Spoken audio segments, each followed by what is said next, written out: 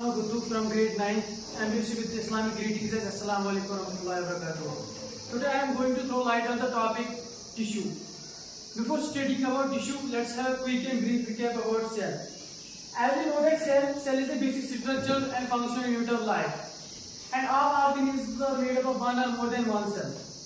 Cell was discovered by Robert Hooke in 1665, but that was a dead cell. After that, Antony van Leeuwenhoek discovered the living cell by his own microscope lenses that were more powerful at that very time. Cell is like a building block of an element. Cell एक ईंट की तरह होती है जो हमारी body में ईंट का काम देती है, और हमें पता है जब ईंट से मिलती है तो एक बिल्डिंग तैयार होती है. Same is the case with tissue. When cell is combined, they form tissue. The term tissue was coined by Xavier Bichat, and tissue is a group of similar cells. हमें पता है कि हमारे अराउंड यूनिसेलुलर ऑर्गेनिजम्स भी है और multicellular organisms भी है. The unicellular organisms perform the function by a single cell, while as multicellular organisms are made up of more than one cell, and the cells in the multicellular organisms combine and they form tissue, and the tissue in the multicellular organisms perform a specific function. Study of tissue is known as histology, and the study of tissue-related diseases is known as histopathology. After that is plant tissue and animal tissue. हमें पता है कि हमारे around plant tissue भी है और animal tissue भी है, and these two types of tissues are totally different from each other. As plants are autotrophic, animals are heterotrophic. Plants do not show locomotion, animals show locomotion. And plants grow throughout their lifespan, and animals grow at a particular time of interval.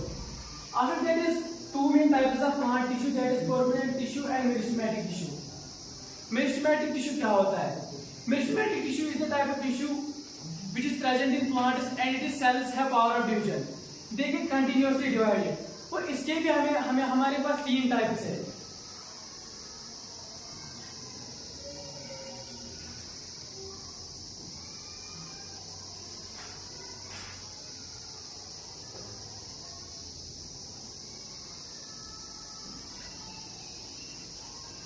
Apical meristem, intercalary meristem and lateral meristem. Occurrence क्या है इस meristematic tissue की? It is found mostly at the tip of the root, tip of the shoot. Simply we can see it is found at the growing regions of the plant. Apical meristem, it is found at the tip of the root and shoot.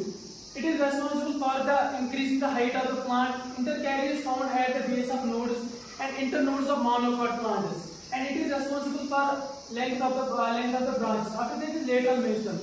It is also called as cambium, and when found below the bark is called as cambium, and when found in the vascular bundles is called as vascular cambium. After that we have to deal with permanent tissue. Permanent tissue, as we know that meristematic cells are capable of dividing, and when they lose the ability of dividing, such tissue is known as permanent tissue. And permanent tissue are different. The cells have different shape and structure. It has two main types: simple and complex. Simple permanent tissue is a type of tissue which is made up of similar type of cells, and these are supportive and protective in nature. Like there is parenchyma, collenchyma, and sclerenchyma in the simple permanent tissue. I will tell their functions in a one go. They help in perform the process of buoyancy, photosynthesis, anti-mechanical support to the plant, and help in bending movements, use flexibility to the plant, and also they help to store food.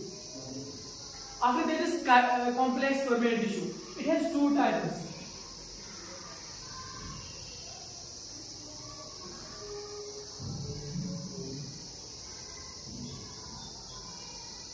Xylem and phloem. They are collectively known as conductive tissue.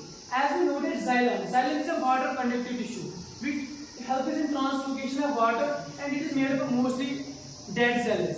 In it there are four parts: xylem vastus, xylem trigyrus, xylem fibrous, and xylem parenchyma. While going with the phloem, it's a food conductive tissue. It conducts the food from the green parts of the plant to the other main parts of the plant. And it is made up of pseudotube cells, companion cells, phloem parenchyma, and phloem fibrous. So we can say it is made up of mostly living cells. After that is animal tissue.